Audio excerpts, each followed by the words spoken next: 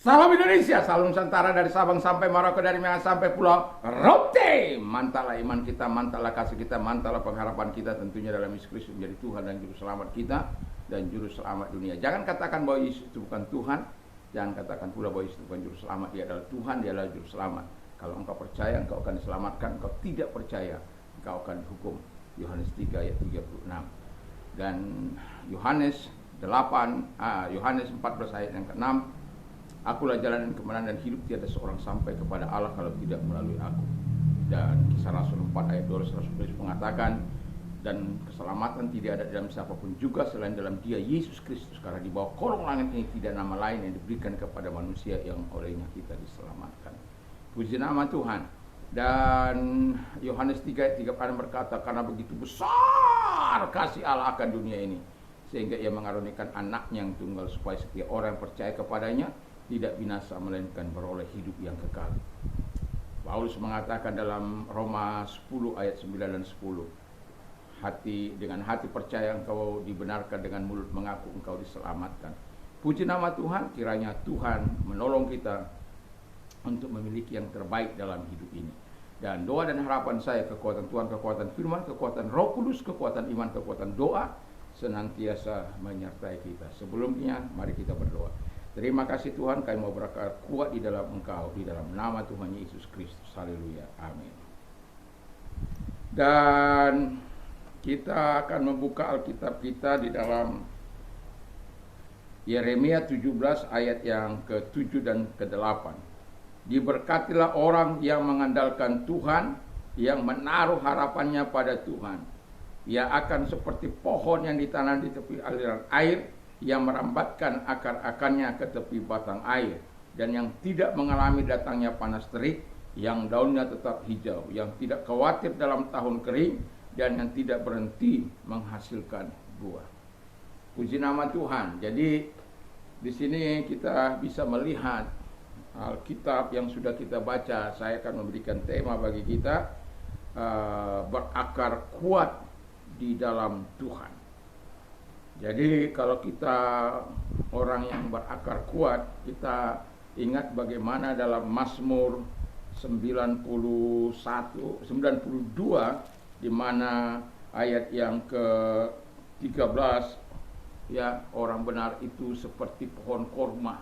Yang kita tahu pohon korma itu kalau ditanam itu dia akan dimasukkan ke dalam, digali selama 2 atau 3 meter supaya cukup kuat, dan kemudian ditimpa dengan batu, ditimbun lagi, lalu kemudian dia akan dibiarkan begitu sampai beberapa waktu lamanya, dan kemudian dia tidak bertumbuh ke atas terlebih dahulu, tapi akarnya akan merambat ke bawah sampai menemukan air di bawah, lalu itu bisa mencapai ratusan meter, bisa 400 meter ke bawah baru dia menemukan air.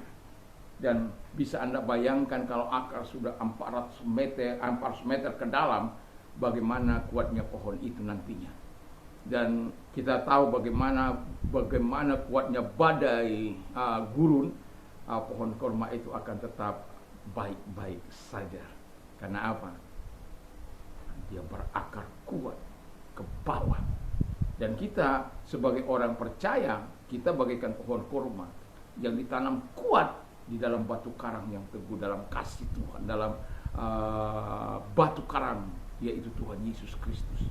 Dan itu sebabnya kalau kita hendak kuat di dalam Tuhan, berakar kuat dalam Tuhan, tidak ada jalan lain, tidak ada jalan pintas dalam iman kita untuk menjadi kuat. Lalu kita tidak ada upaya kita tenang-tenang saja, walaupun itu hasil pemberian Tuhan, walaupun itu kasih karunia, tetapi bukan karena kasih karunia lalu kita tidak meresponnya.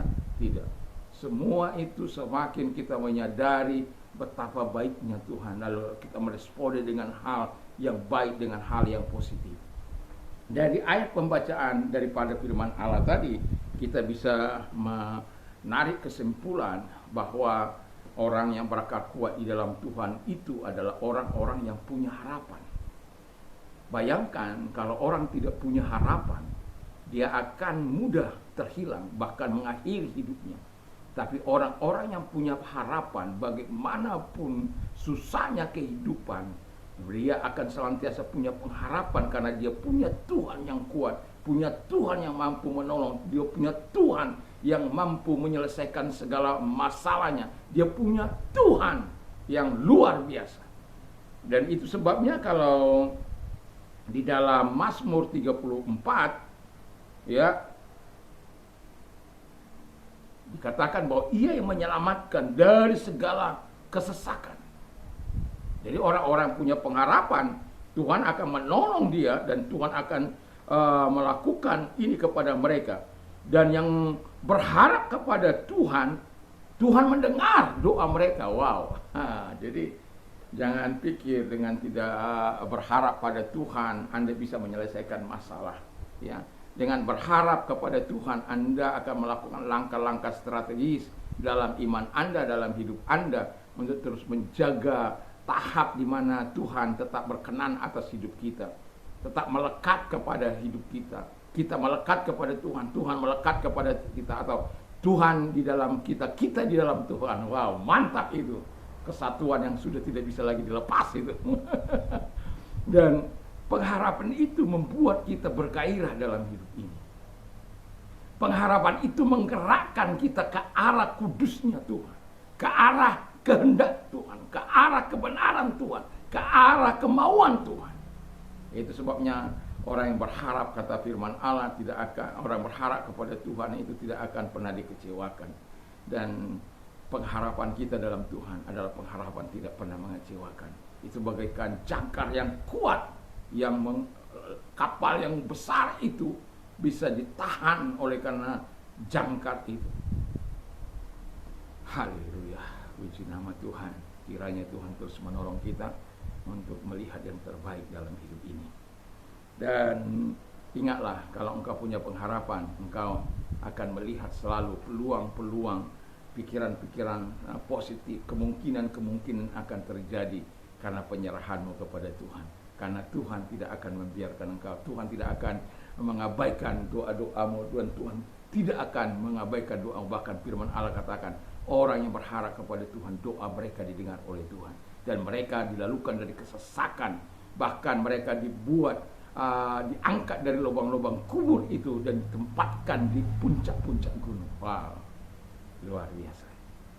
Yang kedua adalah orang berakar kuat di dalam Tuhan berarti hidup mengandalkan Tuhan.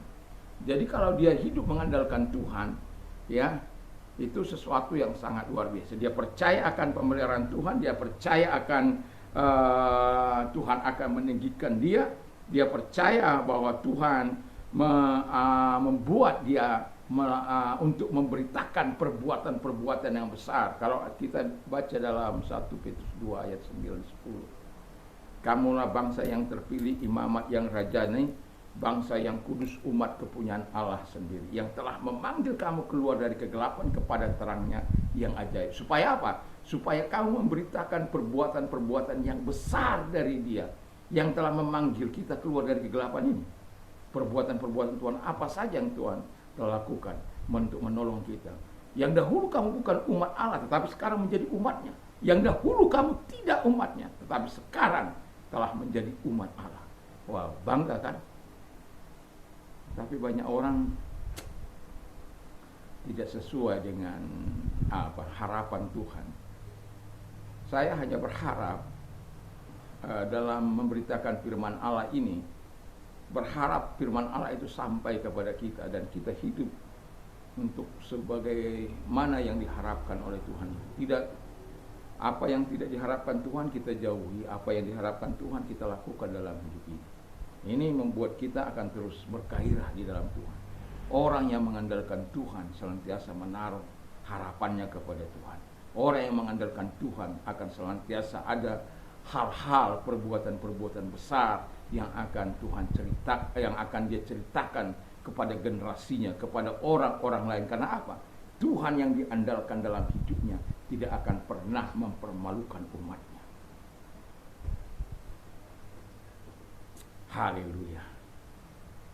Jadi seperti pohon korma itu berakar kuat sampai 400 meter, itu bukan sesuatu yang main-main itu. Dan dia kemudian tumbuh besar dan kemudian menghasilkan bertunas, lalu berbuah, ya. Dan yang ketiga ini yang mau saya katakan. Dikatakan orang yang berakar kuat di dalam Tuhan akan selalu berbuah untuk memuliakan Tuhan. Haleluya.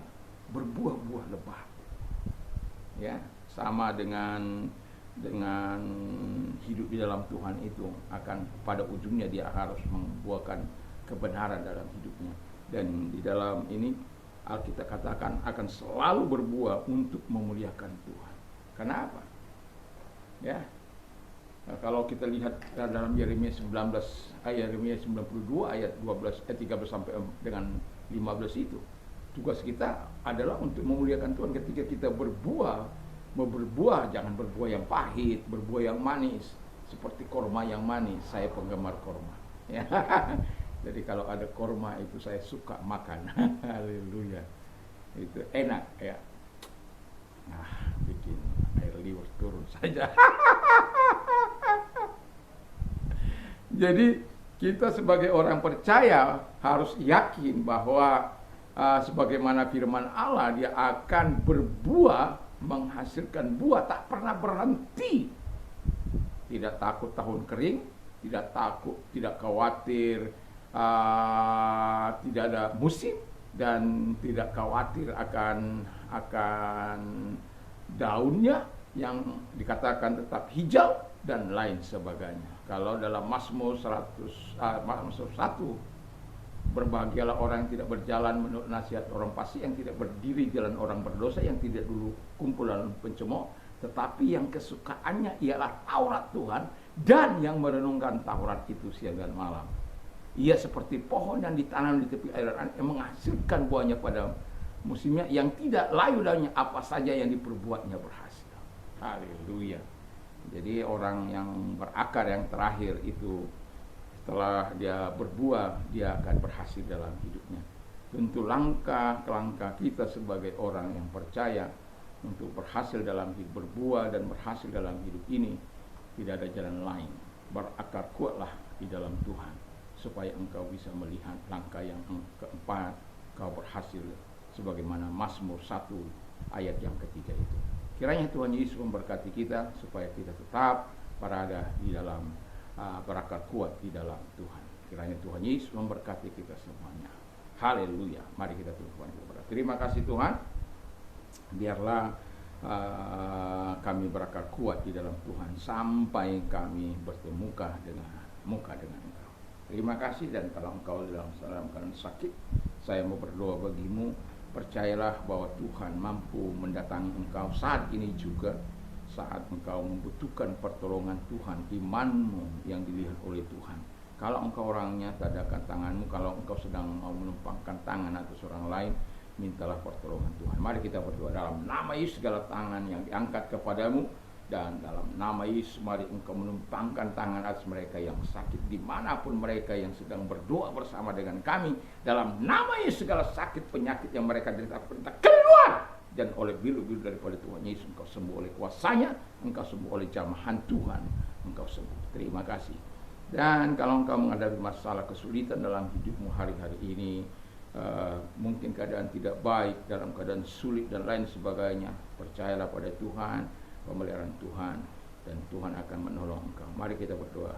Dalam nama Tuhan Yesus Kristus kami percaya kepadamu Tuhan, engkau Allah yang akan menolong setiap mereka. Kalau engkau orangnya, mari angkat kedua belah tanganmu, mari kita berdoa. Tuhan Yesus, kami mengangkat tangan kepadamu, menyerahkan hidup kepadamu, karena engkau berkata, marilah kepadaku hai kamu yang letih lesu dan berat, aku akan memberikan kelegaan bagimu. Dan kami yakin dan percaya pertolongan Tuhan akan datang, solusi daripada Tuhan akan datang kepada setiap mereka, dan kebaikan Tuhan akan datang, pertolongan Tuhan akan datang kepada setiap mereka, oleh karena kasih dan kemurahan-Mu yang begitu berlimpah-limpah dalam hidup. Sehingga setiap kami berakar kuat dalam Tuhan, sehingga selalu ada harapan, lalu ada pengandalan kepada Tuhan, sehingga kami boleh berbuah-buah dan melihat hasil yang demikian berlimpah-limpah dalam Tuhan. Terima kasih, Dan kami percaya Tuhan menolong setiap kami. Dalam nama Yesus, haleluya. Amin. Selamat pagi, selamat kita beraktivitas tentunya bersama dengan Tuhan. Semoga semangat Roh Kudus tetap bersama dengan kita. Mantap, mantap, mantap.